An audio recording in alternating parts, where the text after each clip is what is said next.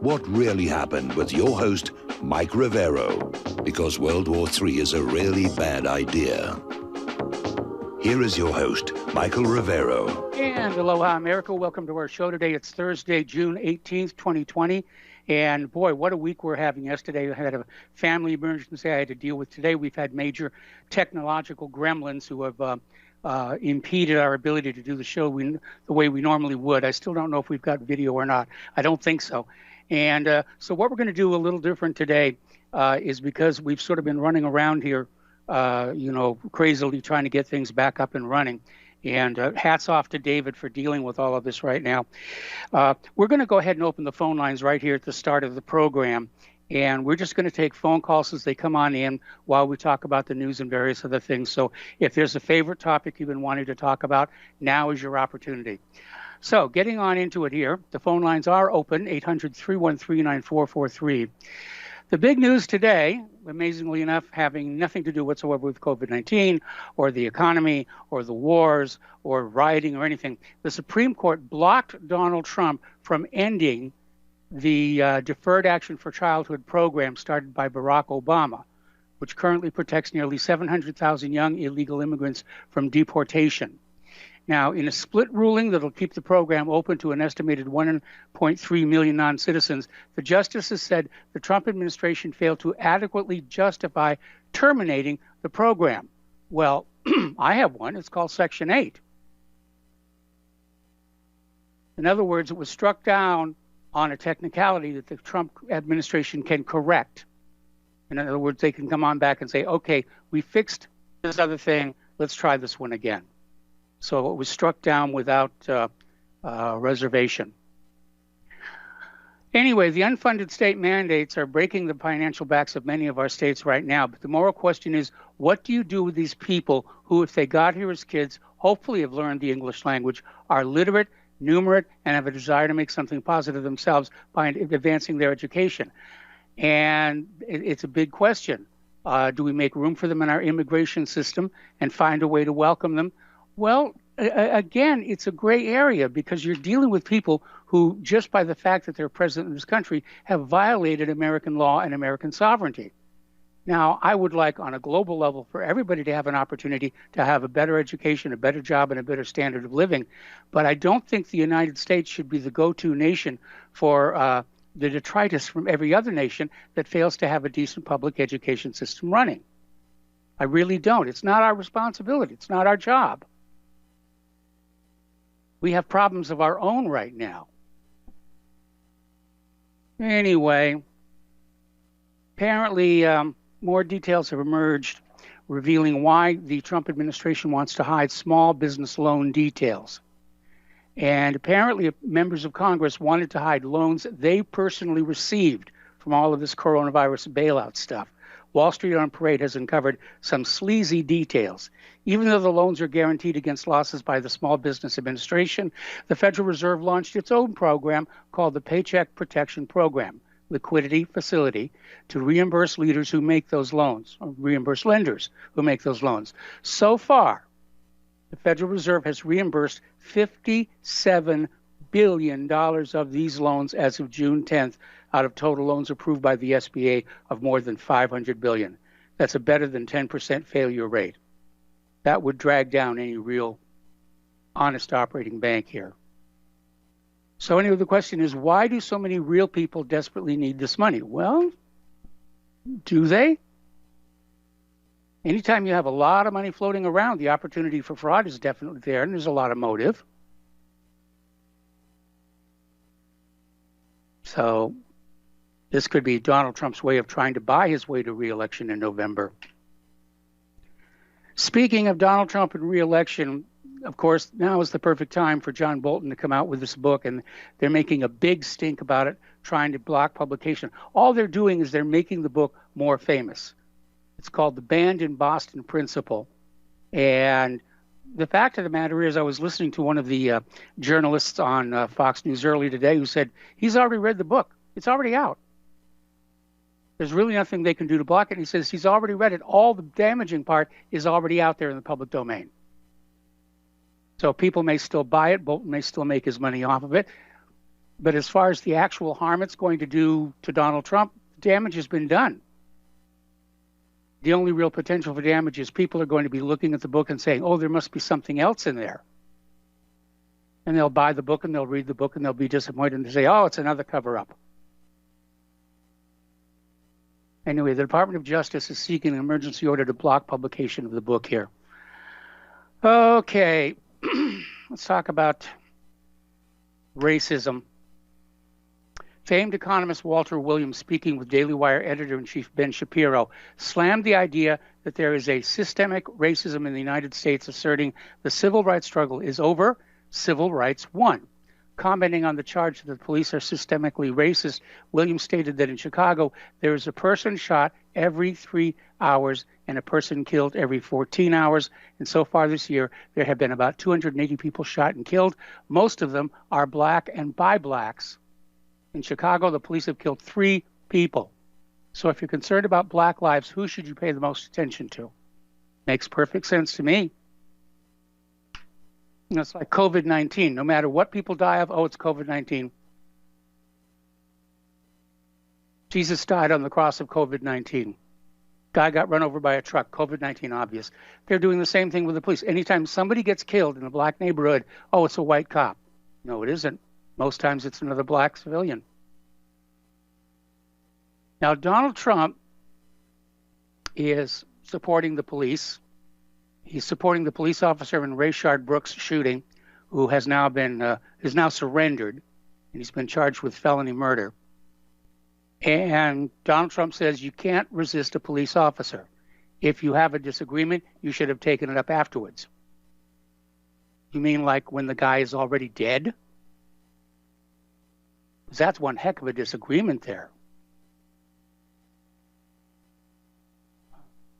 Okay. Up in Seattle, at the CHOP, the Capitol Hill Occupied Protest or Anonymous Zone, have released a radical list of demands that must be met before relinquishing control of the neighborhood back to the city. And by the way, they wanted to have their own autonomous land. They got it. The police and first responders are not responding to fires and emergencies inside the autonomous zone. You wanted an autonomous zone? Deal with it. Make it work. You know, it's not as easy as Forge of Empire makes it look like. So, one of the demands they're making is that prison be abolished, along with the defunding and disbanding of the police departments. I don't think that's going to work very well. Let's see. Okay, just checking to see if we got phone calls in yet. Now, there's a new Chaz Antifa BLM mini-cities. They're going to start popping up in every single Democrat-run state, in every metropolitan city, and all mayors will be sworn to stand down. All right. Now, Hillary's vice presidential candidate from 2016, Tim Kaine, is making wildly false claims about the U.S. and slavery, and apparently took to the Senate floor yesterday, actually Tuesday, to offer this staggeringly inaccurate history of slavery in North America. And have you noticed lately the more excitable, hysterical, hyperbolic, if you will, the rhetoric is getting, the less concerned with accuracy there is? I mean, have you heard the activists are going after statues of Abraham Lincoln now? You know, I can, after a sort, say, all right, let's take down the statues of people who enslaved the black population. But Abraham Lincoln freed them. Why do you want to take his statue down? Well, because it's demeaning to have a white man free a black man. That's the new rationale. We don't care if they freed the slaves or kept the slaves. We want their statues gone. We want them erased. Meanwhile, there's some guy down there in the shackles on the ground saying, demean me, go ahead. Demean me right now, I'm ready.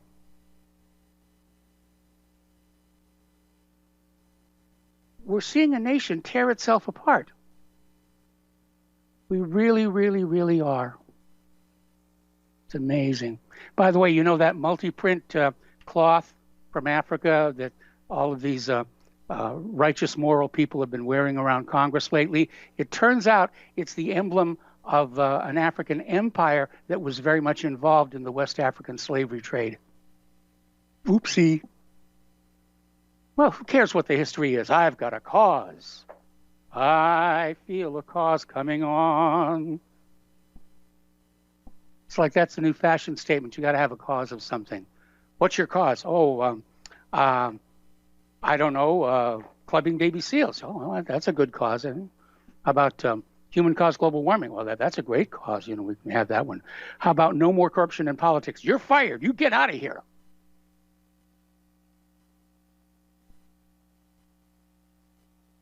Anyway, Trump is taking a stand against radical and dangerous efforts to defund the nation's police departments. That is never going to work.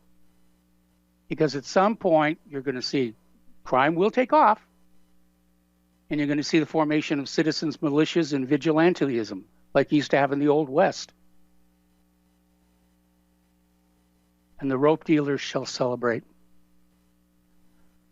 Okay, Boy Scouts of America. Oh, we have a caller on the line here. Let's go to Peter in California. Hello, Peter. Welcome to the show. What's on your mind? Hey, Mike. I wanted to talk a little about CHOP, Chaz, BLM, Antifa. Yeah. And point out that this, again, is another symbol of the dissolution of America. In my opinion, this is the actual start of a civil war. Yes. When you already have the mayors and the governors who are telling basically the National Guard and the police forces to stand by as looting and burning goes on, stand aside. You have then when Trump goes, in my opinion, legitimately with the failure of the mayors and the governors to stop it when it's going on. You have Trump ready to send in the federal troops. That, in my opinion, is his role and is a proper thing to do. But now you have, of course, the chairman of the Joint Chiefs, Milley, whatever his name is, and Esper saying no, and other generals chiming up saying no. So the chain of command is now broken with that. The bond between the federal government, the states, and the cities is broken. The next step in this thing that Antifa, you can rely on it, is they're going to try to. They've already weaponized BLM and the blacks. They're going to weaponize the Hispanics, and they're going to do it with the border and the DACA stuff and all that other, and to further fragment society. And we're going to see a further proliferation of these CHOP, Chaz things, and to end up finally with a big, watch and see a big Antifa bum rush itself of the White House itself. And especially when there's the federal, apparently, the chain of command for the military is not going along with this. So who's going to stop them? But this is, how is this analogous, to like Fort Sumter, right?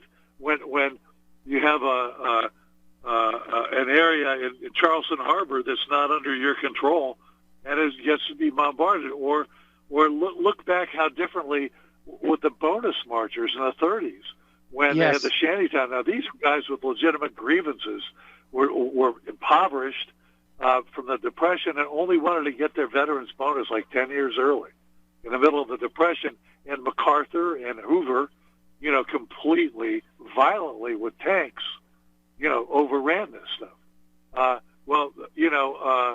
These guys are lawless and looting, of which the bonus marchers were not.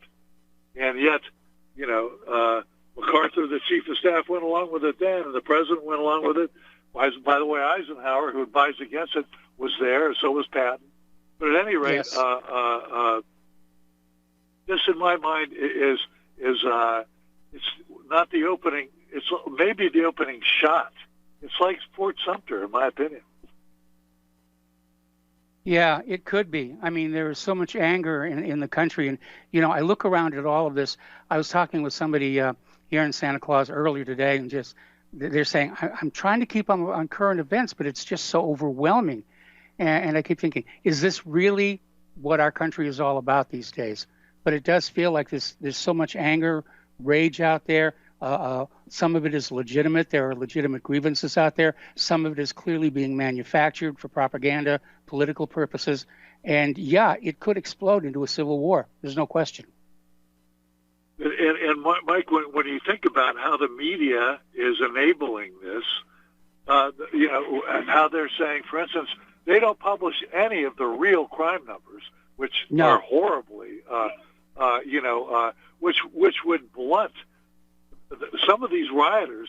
Think because they're so ill-educated and ill-informed, they don't know maybe that 90% of violent gun crime is committed by blacks, or that there were 547,000 last year interracial violent crimes by blacks against non-blacks, and only 40-some thousand by whites against non-whites. So by far, the racist violence is not white supremacy; it's black crime, and the fact that they feel like they're entitled. But if you bring that up, you're accused of being racist. If you bring that up, you're accused of being racist again, where they're saying, they're simply going to refuse to accept the numbers because that's just another form of white man's oppression. And you reach that point where people are no longer interested in the facts. That's when you're at the maximum risk of things really starting to explode. And I'll be very honest, as bad as the rioting has been so far, I'm actually surprised and relieved that it's not been worse. Me too, Mike, and I think it will be, especially when I think Trump moved the other day to end the extra unemployment insurance or something. Wait until people get more desperate. But the point is, why do they feel enabled? They've been misinformed for like 50 years, since the 60s, about these crime reports. Who does that? The media. Who owns the media? Who's got that agenda? Again, who's got that? So this is the bedrock and foundation of all this white supremacist, anti-white crap that's going on. And it's coming from the Jewish media. It's also coming, I think, from our own government, which realizes they're losing control over the general population. I mean, the idea of having jackbooted thugs watching every single citizen is impractical. Even the Nazis couldn't do that. You have to trick your population into a willing subservience. And here in the United States, the civil population has been starting to intellectually break away from the control of the government. But Mike, the same people that fund Antifa and fund the Democratic Party, for instance, who is going to be enabling all these CHOP things and CHAZ things to go up everywhere, right? They're going to stand down while this happens. The same people, Soros funded the major funder for Hillary Clinton, the major funder for Barack Obama in 2012. They're the same people. So this is a civil war which has racial implications, economic implications, and political party implications, and it's being manipulated by the media, which has its own Jewish supremacist things. So, and their own agenda. It's a complete mess. But, yes, it is. It really is. And I've done what I've done for the last quarter of a century in the hopes that we could avoid violence in the streets of America, but I don't know anymore. I don't think it's possible. I think it's unavoidable right now. I hope to God, like I'm from a mixed race family, and I hope to God that. But it looks to me like this was. I think the vast majority of people believe in the Bill of Rights, and if they were given a straight dope on what really was going on with crime and the real numbers about police, which are bad but can be managed and have to be managed, but no prisons, no police, no prisons, and white people vilified and hated as a majority. Imagine what happens when these people are going to engineer us into a minority. I mean, what happened in Africa? Look what happened in Zimbabwe. That's right. And South Africa. All right. Stay on the line, Peter. We're going to hold you over the commercial break. We'll be back after these few words. And welcome back to our show here. We're talking with Peter in California. And Peter, I'm glad we finally got on to Africa because I wanted to point something out. And that is, you're here on the phone talking about the potential for a new civil war in the United States, of a complete reversal of society. and you go on out there into the general public, and the reaction you're going to get from most people is, nah, couldn't happen here. And I think there's a dangerous degree of complacency among our population because it can happen here. And the proof, again, look what happened in Zimbabwe when the white minority government fell, and same thing in South Africa. And you've got a population in this country that is primed for a major revolutionary change. And one thing history has taught us is that when an oppressed people comes to power, the first thing they feel justified in doing is oppressing everybody around them. Well, I want to make another link here, Mike, and that is the remember the Victoria Nuland thing, and that when they overthrew the lawfully elected Ukrainian government, and there was a phone call where she said that the U.S. spent $5 billion to destabilize the Ukraine. And I would tell you right now that if I was given $5 billion, I could spend it wisely enough and smartly enough to get the same sort of thing here. I could destabilize us here. But point out that just major corporations in the last 2 weeks have pledged $1.7 billion to BLM. Yes. And then you got to ask yourself also, Antifa, I've made a lot of connections with the Democratic Party and the financiers and Soros and, all those people. But there's also the connection between Antifa and organizations like that and probably BLM with the CIA and how they've been used on these color revolutions. Mind you, the CIA, the same CIA that also intervened in the 2016 election and took political sides and tried to keep Trump from being elected, and resisted along with the FBI over the last 4 years, releasing information and all that. And so they don't want it. They don't want him. They want Trump out. They don't want to see another couple of years of Trump where he can finish up going from Strzok, Comey, and Brennan and Clapper on up to Obama and Rice and whoever else is involved there.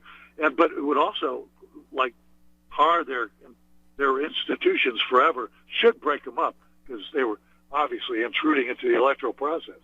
But they don't want that, and yet Antifa has been their tool before. Why wouldn't it be their tool now to get the guy who would hold them accountable out? Well, I think it's part of a much larger problem that this country is dealing with, which is that we lack leadership.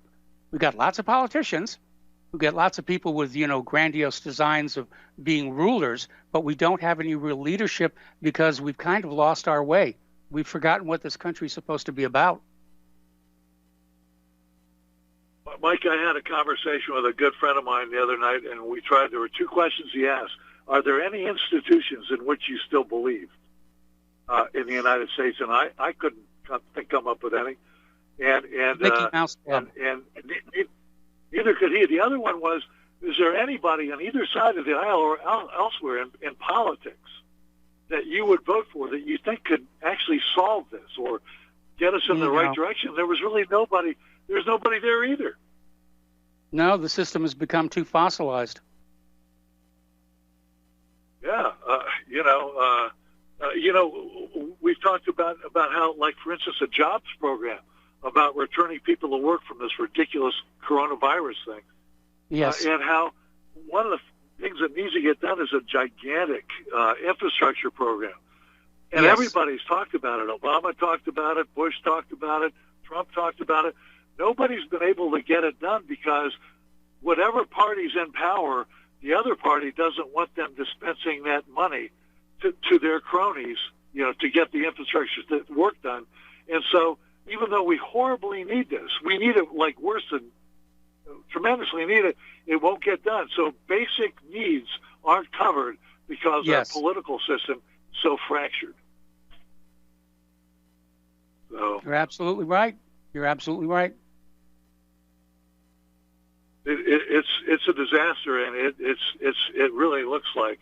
I just hope that the better angels of our nature. I think the majority of Americans, and it would be more than that, even more than what we have, if they were properly informed, would be against this. But they're being lied to and engineered to do this. And the same people that own the media, they own the political parties too. And they own the Federal Reserve. They own it all. They own it all. They own the economy. You know, we got to get rid of the Federal Reserve and the billionaires, and get the people out of the media and have that owned, democratically with a small d owned. Okay, well, thanks an awful lot for the call and the information. We're going to have to let you go and take a break for commercials. When we come on back, the phone lines will be open, 800-313-9443. We'll be back after these few words. Welcome back to our show here. The phone lines are open, 800-313-9443, and we're going to go to Mark in New York. Hello, Mark. Welcome to the show. What's on your mind? Hey, Mike. You sound great today. Good afternoon. Thank you. Hey, I wanted to talk a couple of things. I want to remind people an apple a day keeps Dr. Fauci away. It really does. It does. If you eat a couple apples a day, it helps your not the digestion, but your flora that influences, So I'm sure we talked about it before. And then I was just thinking, I wanted to mention a little bit about Black Lives Matter and just a couple of things about the shooting and stuff that happened down at the Wendy's stuff. But first, with the SCOTUS, I just took a quick look that said arbitrary and capricious in Trump's decision. But it seems that back in the 2017, I just Googled and they said the Attorney General came out with the same type of description for why Trump was trying to rescind it, the DACA. So it's just funny that they're using an argument, which is why Obama shouldn't have done it the way he did. He should have gone through Congress. He should have. So they're both pointing the finger at you. It's just weird, And whatever. And then with the Black Lives Matter, I think it's a lot of talk and not enough action for me. Yes. In that in the creative, like writing and stuff, they say show, don't tell. And what I'm getting at with that is that if there are no shootings, Black Lives will matter to me. Yes. When there are no shootings in Chicago. Yes. Or New York, when they're not going around getting busted for drugs, and that's another point I want to point out with the whole Wendy's thing. But they got to show it. This stuff of going out instead of Black Lives Matters, more like BML, Black Men Looting, that does not happen. And then I look at this guy, and when the George Floyd who, he got shot. I looked up if you get convicted for drug offenses, should you be messing around with drugs? No, you shouldn't. And you should be. I'm not sure. They don't talk about parole and why, but usually when you leave a state, it's because you can go out to another state, your record won't follow you, and you can party and have a good time and possibly not get as in much trouble. So I don't know how far after he left prison and stuff, and that's a whole other thing. That doesn't really matter. But my point is that they have to behave like Black Lives Matter because nobody else they don't believe it. Nobody else is going to believe it. So that's my point that I felt. And I just felt with Wendy's, I saw these people. I've done it when somebody's been asleep in the car and in trouble. I'll go knock on their window and say, "Dude, man, you got to wake up and get out of here. You okay?" Yeah. And I don't, so. And you know what? As soon as the shooting and the guns, then the people pull over. This kid pulls over, jumps out of the car, pulls out the camera, and I'm thinking, why didn't they do that a while back? When the guy, and then the cops. I felt like they always were going to take him down because he's asleep. I believe they said either 26 minutes or 45 minutes they're talking to him. And I think that if he's asleep, he shouldn't be talking for 45 minutes. And I think they do that because that way, in case you have a drink before you leave and a nightcap, it'll get in your system and your alcohol level will go up the more you stand around. And if he was sleeping and then they come, he must have had to go to the bathroom. So this guy is suffering. And then the whole thing about the empathy, and I just saw that Trump's thing. I'm rambling here, but Trump's one of the things that they are going to bring in counselors, because I'm thinking, where are the police protecting, serving? Where's the empathy? Yes. But at the same time, in the Black Lives Matter show Don't Tell, I don't hear this guy talking about his family. I heard about him going to his sister's. If it was me and I was in trouble and might have had priors or something, I'd be like, I'll get my wife. My wife, my kids. I'm here to pick up food for my wife and my kids and stuff. But no, he's out. It sounds like he didn't mention them. And because the cop could have just said, I'll call your wife or something. Let's come pick them up. And, whatever. So that was my other thing, that the Wendy's, that the manager, owner could have come out. Yes. Said, hey, sir, you could. So nobody, and that's the thing about the problem in society, they're getting into this big picture. I mean, these guys, if you're drinking on a Friday night and driving around, you got problems. You're just suffering. Yes. And that's a human condition today, and what spiritualism's all about, overcoming suffering and trying to create this heaven on earth. And I believe by bringing in the counselors, maybe they can have more sympathy and empathy, and they shouldn't be going to, and that another thing is that no more profiteering off of people's suffering, whether it's drugs. I'm all for legalizing them or whatever, or if it's no more serving your own self-interest by arresting as many drunks as possible, because that doesn't solve the issue, and I just think they should go into the drunk tank, and that's it. And another thing, and real short, I'm surfing TV. I come across in TMC this movie, Ann Vickers, and I had a book in my apartment by the guy who wrote that movie, or the original book, Lewis Sinclair, and my old dad's book was Babbitt, and I was like, wow, that's where I saw the name. I wikied it. I see this guy in 1933. The movie was made. That's a long time ago. Yes. Was it even talkies out by then? And I'm just thinking, Lewis Sinclair was known as a progressive, and he was writing these books. They're not kind books. Ann Vickers is about a tomboyish, liberated suffragette kind of adulteress, having a kid out of wedlock. And the book before that I mentioned is Babbitt. I thought it was a simple guy about real estate, maybe like a catch-22, but no, it's another. The writer went to Cincinnati to research Midwestern culture, and he mocks it in his book as a progressive. So my point is, all this undermining has been going on since the late 1800s, early 1900s. And look where we are today with SCOTUS passing these things. So that's it. That's about my main points. I have all these other little points that I bulleted on this list that I have, but that's about it. I don't want to rant too much and take up too much of your time. Well, I appreciate that, but getting on back to the comment that you made here, one of the problems we've seen emerging in this country for decades now is a lack of respect for other people's points of view, and the attitude seems to be, well, I know I'm right. It's my turn to be right, and therefore you must be wrong. Agreed. And I respect anybody saying, I'll listen to these protesters, but I don't see it. It's almost like a conundrum. I always try to figure out a way to use that word. But I think there are ways, the fact that they're protesting and destroying and making noise and ruining their points, and meanwhile they're not making Black Lives Matter. I think they're hurting Black lives. I agree. I mean, they're going after statues of Abraham Lincoln because he demeaned the slaves by freeing them. I'm sorry, you lost me at that point. Yeah.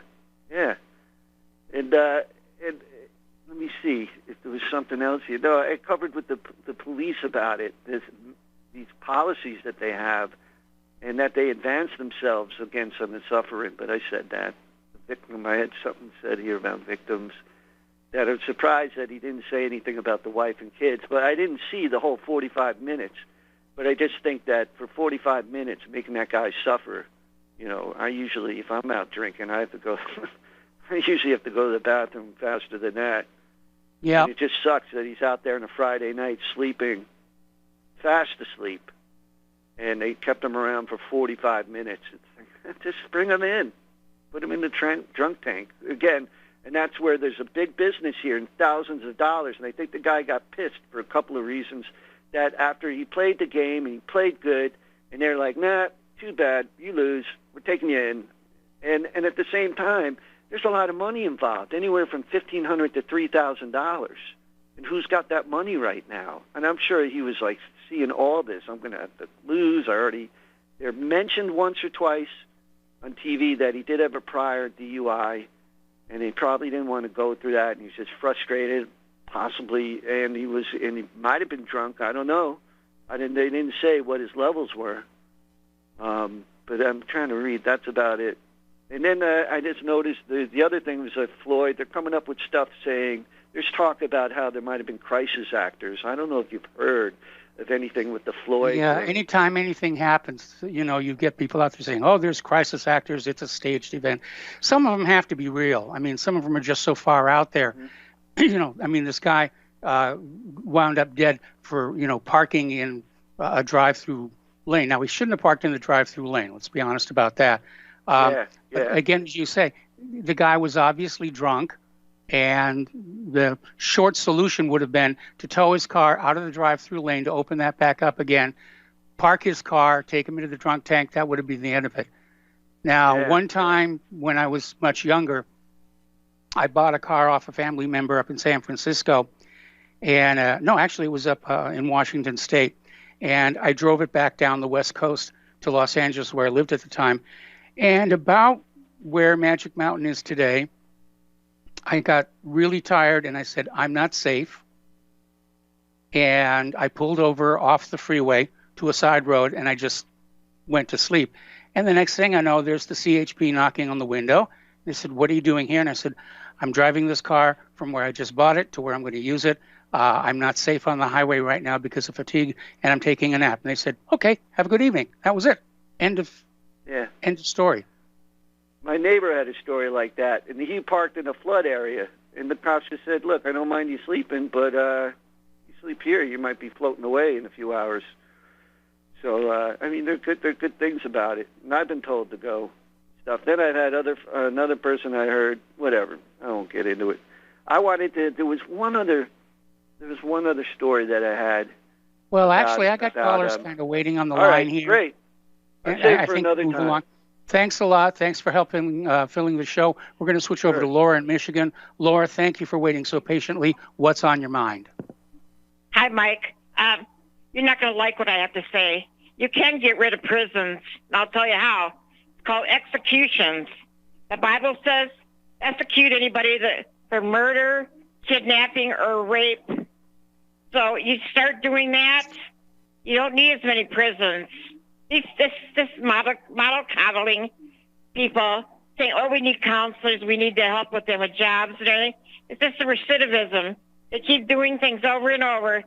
Take, for instance, in New York, that 92-year-old lady, a black guy, smacked her in the face, and then she hit her head on the lamppost. I don't know if she recovered or not. How about Tessa Majors in New York? Three black youths stabbed her to death. Well, young freshman college girl going to Barnard College. Come on. We got to start executing. You see, the guy that hit the 92-year-old lady, he had 100 arrests before. Come on, execute the guy. Get him out of here before he kills more people. I'm tired of this. They're savages. Well, we could give them a job lighting off the Falcon 9 rockets. Just put them down there in the bottom of the launch pad with a giant Bic lighter. I'm sorry. I'm going to say. Then if they start hearing that people are getting executed, that might stop them. They think, there is something going to happen if I commit this crime. If they have any brains at all. Well, you're right about that. You're right about that. And on a more serious note, the failure of our so-called justice system is the fact that people can commit horrific crimes and they just stay on death row for many, many, many years and nothing really happens. So the deterrent value of the death sentence is pretty much erased. You know, you have all these people up there on death row who are dying of natural causes before the execution be carried out. And that's why people aren't afraid of the death penalty anymore. In fact, during Exactly. this hard economic time and homelessness, people actually commit crimes so that they can get free housing from the government. Yeah. Well, take, for instance, this thing in Seattle, this CHOP thing. Yes. Okay, I called that these people are all kidnapped, okay? If they can't leave on their own volition and walk out of there, they're kidnapped. And so those people all should be executed. Because they're kidnapped, this whole group of people. I don't know how many people are in there. We have no idea. If they can't walk out on their own volition, then they're kidnapped, and these people need to be executed today. I hear the word sooner. warlord being thrown around a lot, and I think it's an absolute good model of what's going on up there. Hello? You agree with me with that? Yes. Those people are kidnapped, and something needs to be done, and now. I don't know why Trump or whoever's holding him back, but it needs to be done now. I don't care what the governor says. I don't care what the chief of mayor or whatever. Those people are kidnapped, and they need to be released.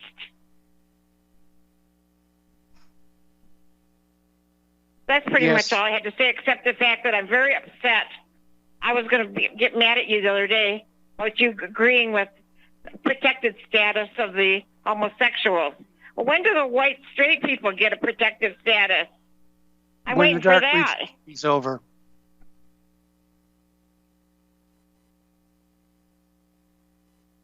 I don't think LGBT needs to be protected. You're absolutely right. Everybody's entitled to special protection except ordinary people. Right. I have to tell you, I'm one mad woman. Yes, I picked up on that. That one was rather hard to miss. All right. Well, Laura, thanks an awful lot. We're going to let you go. Another thing. I was going to say, you're going to get a call from Tom from Florida.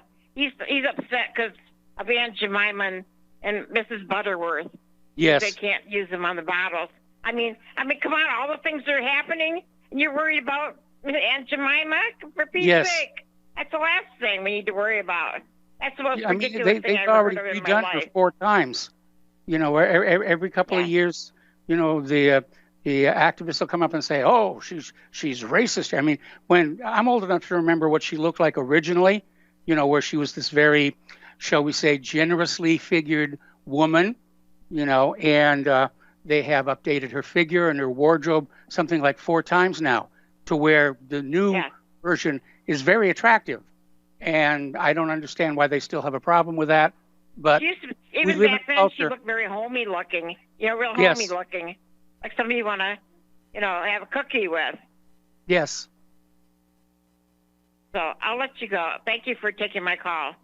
All right. Thanks an awful lot here.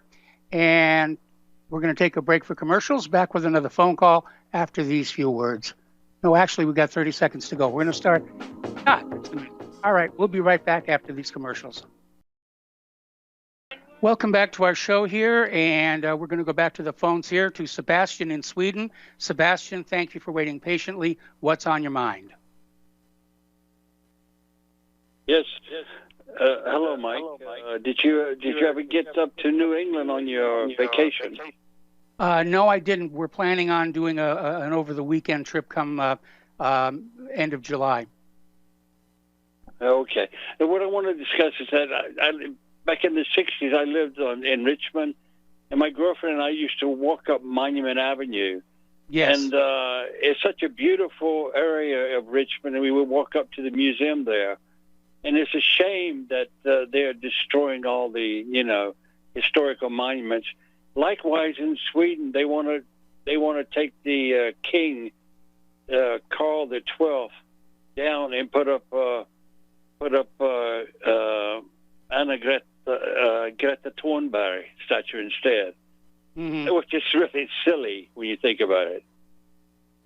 I mean, it's just so. I mean, it's really bad. And then this Corona thing in Sweden is really gotten out of hand now. I mean, it's 50,000 they have it, over 5,000 deaths, mostly retirees like myself. Yes. But and it's just increasing.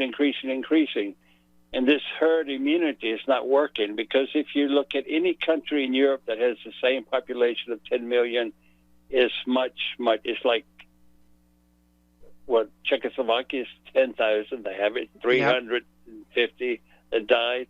So so the government is really, and I heard you talk about prisons before, this woman, and we have in Sweden, they're completely full up now, all the prisons, with immigrants, criminal immigrants, and they're building a new one now, and they're planning on building even newer prisons, and it's costing money. Of course, it's going to be like jobs for people, like 300 or 400 jobs for people, but I think they should just outsource it and send the criminals to prisons in Russia and just pay them for taking care of them. I'm sure it's much cheaper.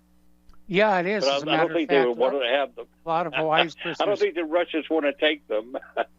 Maybe not. But for example, a lot of Hawaii's hard criminal prisoners are actually shipped back to the mainland. And the Hawaii government hires state governments like Arizona to basically stash them in their prison system. Okay, that's interesting. Okay, well, take care, Mike. I just wanted to add those things. And take care of yourself. All right, thanks an awful lot. We're going to let you go here. Coming up on the top of the hour, the phone lines are open, 800-313-9443. And apparently the Boy Scouts of America are now backing Black Lives Matter, and they're going to require a diversity merit badge for Eagle Scouts. Now, call me old-fashioned. I was in the Scouts when I was a kid, and back then the merit badges were for things that, at least to me, seemed meritorious, like first aid, community service, survival skills. And then it just seemed to get fluffier and fluffier. And now they want diversity. How would you even qualify for that? Kiss a minority in front of the rest of the troop? Okay, we're going to go ahead and start with Joe in Nome. And Joe, I'm going to have to take you through the station identification. In fact, there's the music right now. Stay on the line. We'll be right back with hour number 2 of our program. Welcome back to our show, hour number 2. The phone lines are open, 800-313-9443, and we're going to go to Joe in Nome. Hello, Joe. Welcome to the show. What's on your mind? Oh, the EPA is being sued. A federal suit against the EPA for fluoridation in California. Well, it's a federal lawsuit.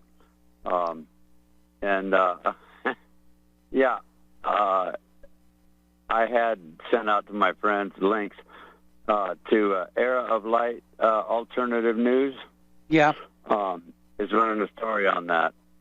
The people bringing the lawsuit is the Fluoride Action Committee, which I've been trying to throw in the face of the city council here for 3 years now.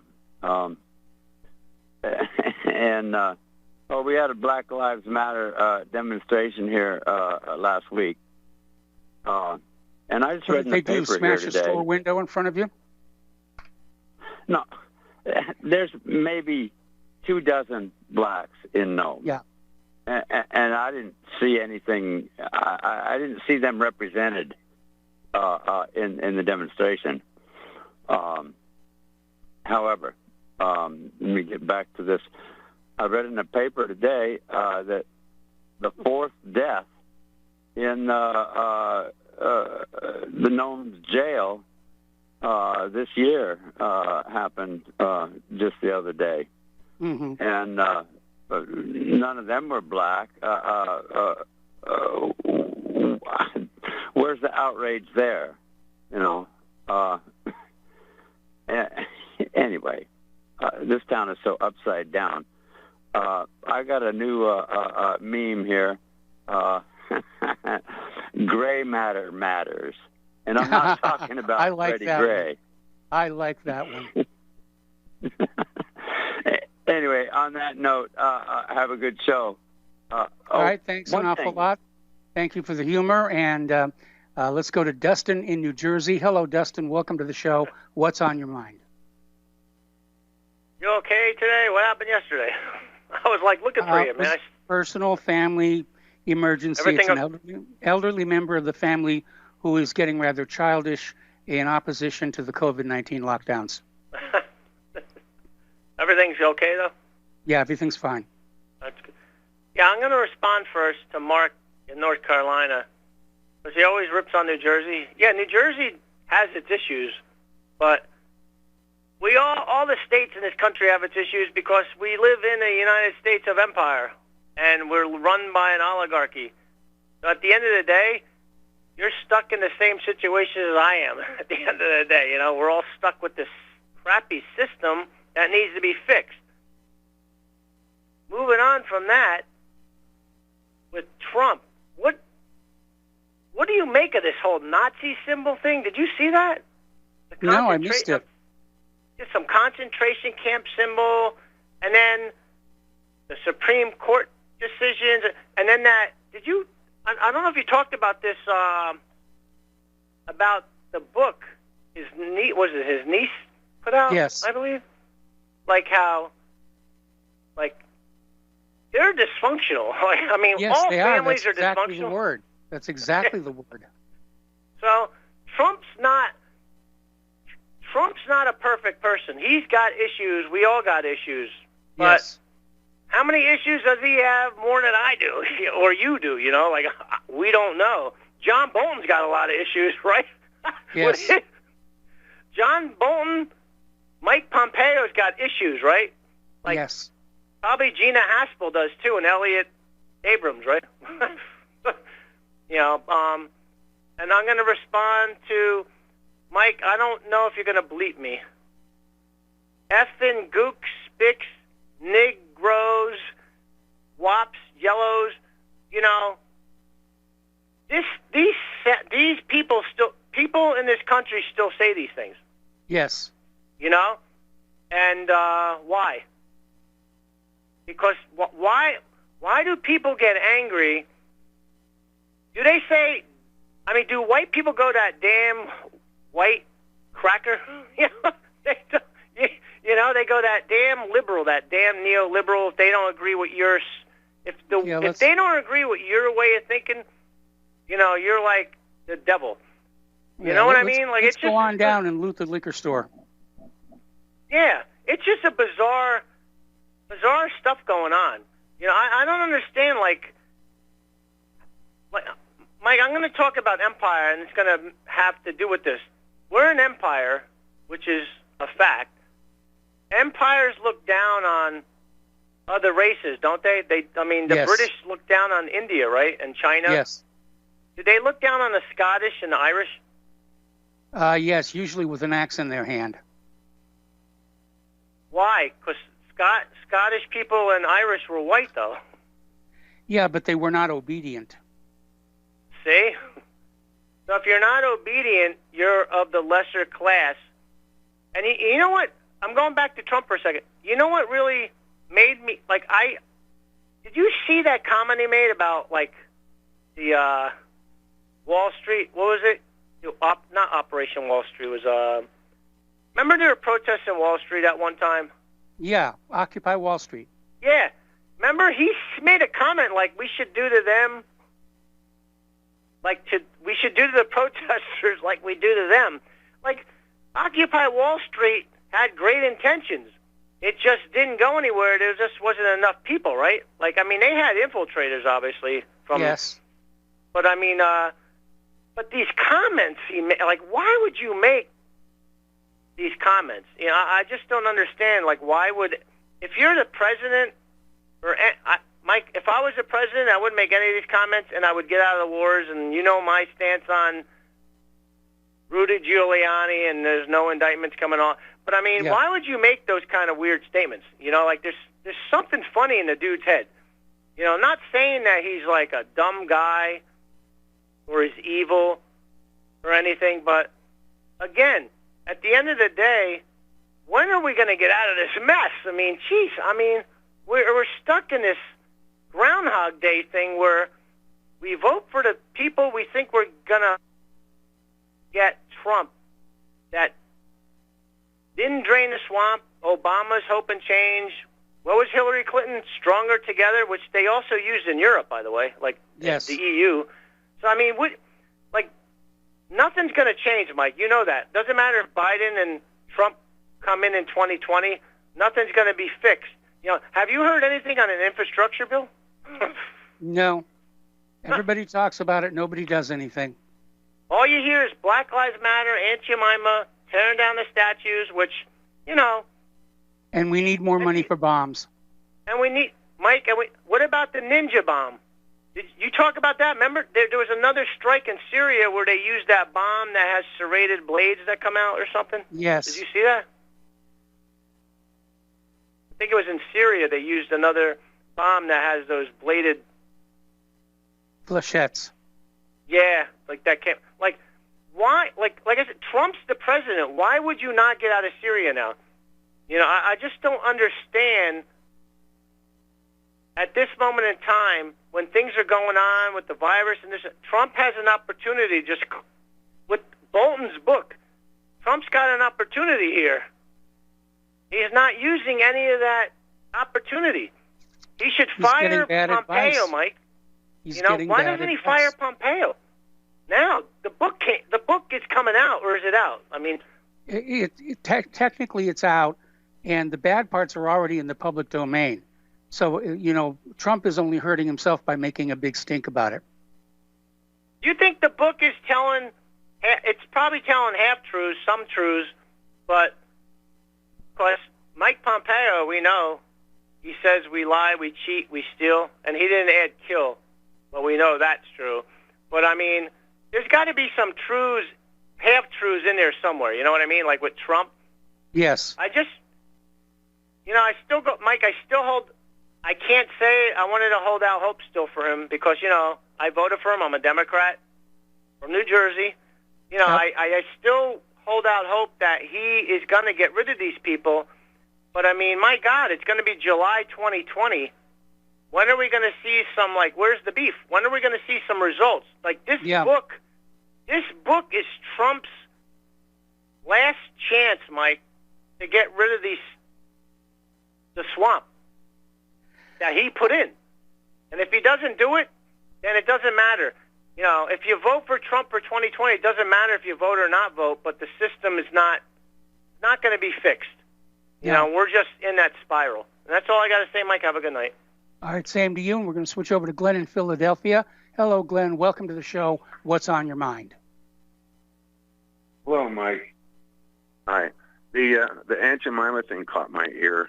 I remember when they started changing the logos, and I remember the first time I looked at the bottle of syrup on the table and said, "Oh, what? Oprah Winfrey's endorsing the syrup now?"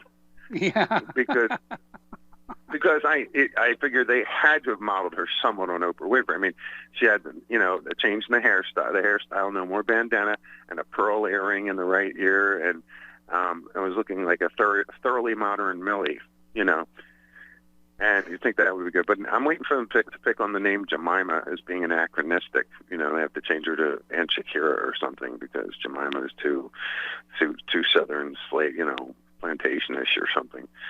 But stuff like that is small potatoes in the grand scheme of things. But people want to turn small potatoes into big issues, it seems. Yes. But it's become the new status symbol. I think I'm behind the curve when I haven't been listening as frequently lately, and I'm curious.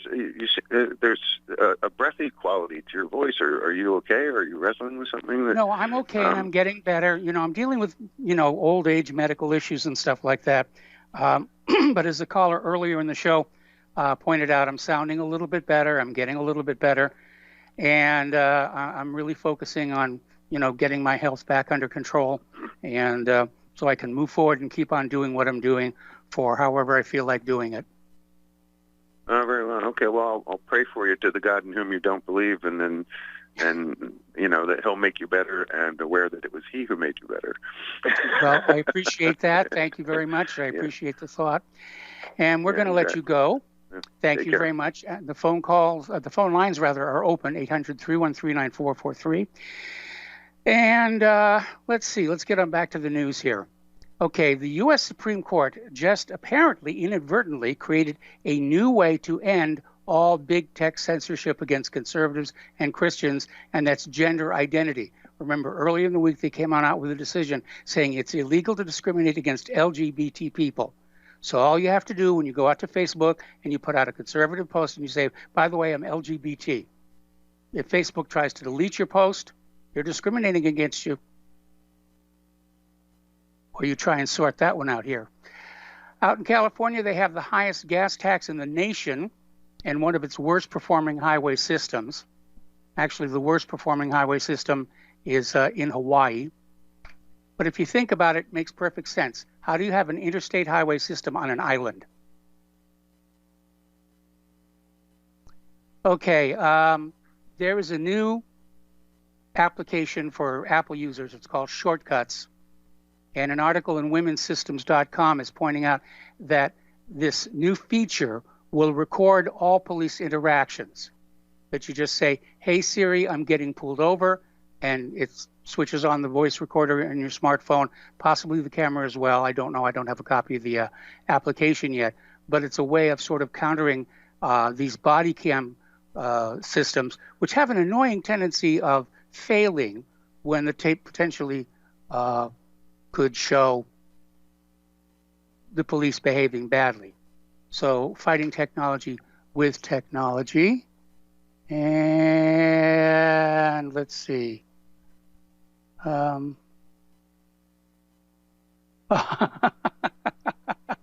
Somebody just wrote in an email saying the next thing to do is go after the Pillsbury Doughboy for being a white supremacist.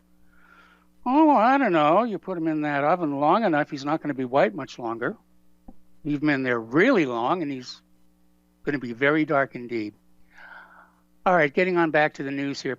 Speaking of Facebook, Facebook has taken down Proud Boys, the American Guard accounts connected to protests.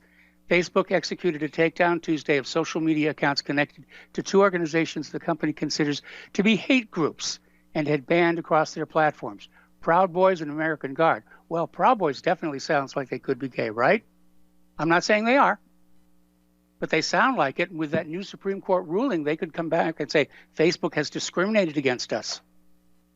Go get them. Get my lawyers out there on them. Okay. Let's see. On May 19th, Michigan's newly elected Democratic Secretary of State pulled a fast one on citizens when she announced that all registered voters will receive applications for absentee ballots in November. They are really pushing the vote by mail, which means they're getting ready to do a cheat.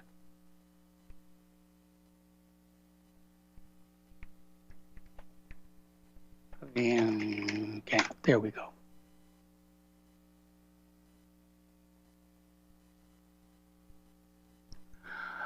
Okay, so Marshall McMasters, who's an author and researcher, appeared on the IntelliHub podcast on Tuesday, where he said the far left is planning a second attack on the White House in the near future. Masters told IntelliHub founder Shepard Embellis that George Soros plans to overtake the White House en masse by directing tens of thousands of Antifa to storm the property, possibly later this month. Now, that would be a case in which people are really going to get hurt. And Soros, I think you're doing wrong.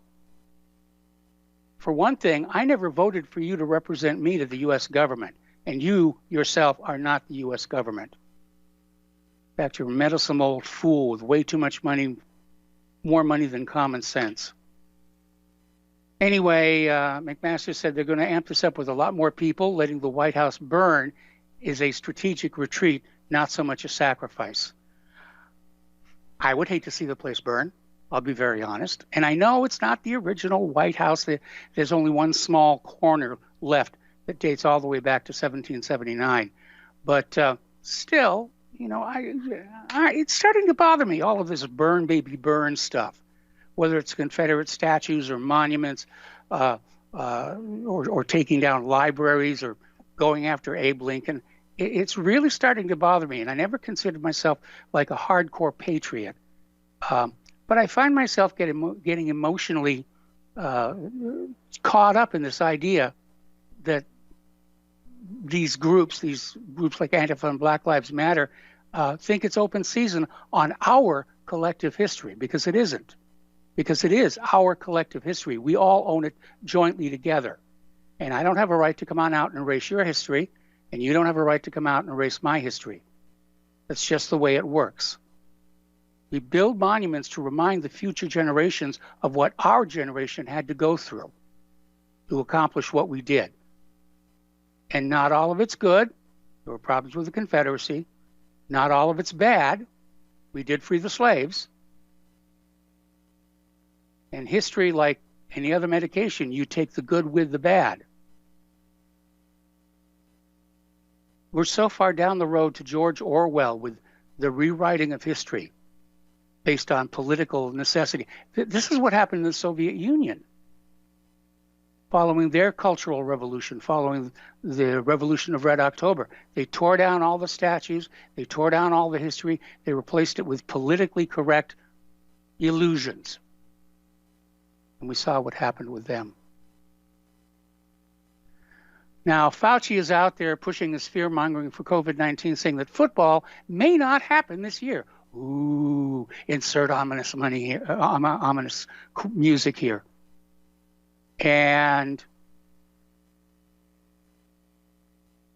there was basically just out there saying, you know, what is this guy's financial connections with the vaccine industry?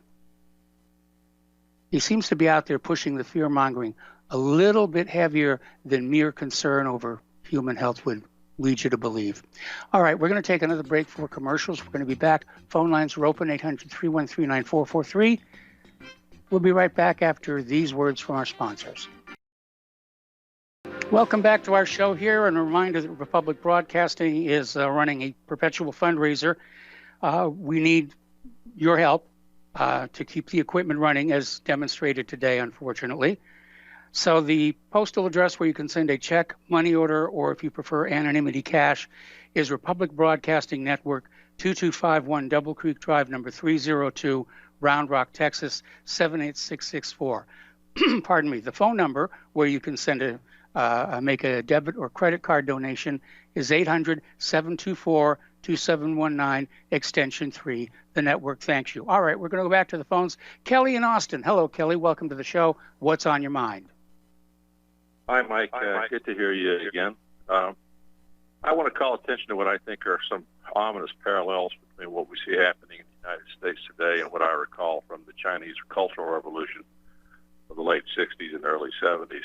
As you recall, Mao Zedong unleashed the Red Guard on the Chinese people in an attempt to gain absolute control of the Chinese Communist Party, and in doing so, they just wreaked havoc across the country. Yes. They destroyed. The destruction of Chinese historical artifacts is just inestimable. And then the tactics that they use to browbeat people are not dissimilar to those that are being used today by the Antifa types and by their cohorts in the media to shame and to cajole people into pledging allegiance to Black Lives Matter, or as I call them, burn, loot, murder. Yes. And if we let this go unchecked, it will spin out of control, exactly as I think happened in China. And actually, it was 67 and 68, which were the horrific years of the Cultural Revolution. Now, there, Mao Zedong was behind all that. And here, there is no central political leader identifiable in this country, but there is somebody who is calling the shots. And if we don't put an end to that, or find out who's doing that, and finally say no to these thugs, these hooligans, round them up and stop them from destroying things, we won't have anything left in this country. No, America, as we've known it and grown up with it, is literally dissolving before our very eyes. Well, it is, and I think in part we have our cowardly politicians to blame for that, particularly the Republicans who are afraid to step up and say enough is enough. Democrats, I'm sure, are perfectly happy with this because this gives them, I think, the leverage that they think that they need to gain control of the economy and of the nation. But I'm not so sure, because as I look at this, I see more and more people who remain silent up till now beginning to raise their heads and object to this. There was, for an example, in Ohio, you might have seen this where you live, but I think it was in a small town in Ohio. 80 some odd Antifa members showed up in this town, and they were met by 700 heavily armed members of the town and yes. surrounding area. And I think you might begin to see more and more of that as more normal people start paying attention to the news and they realize what's at stake. But bear in mind that I think that there are strong similarities or parallels between what we see today, the tactics of the people, the tactics employed today, and what we saw in the Chinese Cultural Revolution. You can see videos of that on YouTube. Yeah. I looked up that the other day, and I recall I was a young guy. I was like a teenager at the time when I first remember hearing about that. And then I read a bit about it over time, especially as I got into college. And you tend to think, well, this is nothing that could ever happen here. Well, surprise. Wrong. It's here. It's here. Yeah. So I think we've really got to, the people who are opposed to this have got to step forward and say enough is enough. I would agree. Yeah. Anyway, good to hear you again. Well, thank you very much. Thank you for the kind words. Growing up in this country, obviously, I have an educational, historical, family bias towards the history of the United States of America as we have been taught it. And I will grant you that a lot of what we've been taught is a fiction. That's something I've had to learn over and over again these last 25 years of doing radio on the website. I'd like to see it endure as the vision that we all shared of a true republic. Unfortunately, there are too many people who see their personal profits being boosted by chopping it all up and holding a fire sale. Okay, we're coming up here on our next break, and what we're going to do is the technical issues are a little overwhelming today. So when we come back from this next commercial break, we're going to be on a tape for the final half hour of the program. But please stick it through, and please stay tuned for John Stedmiller. And we'll hopefully be back here tomorrow. Have a good evening.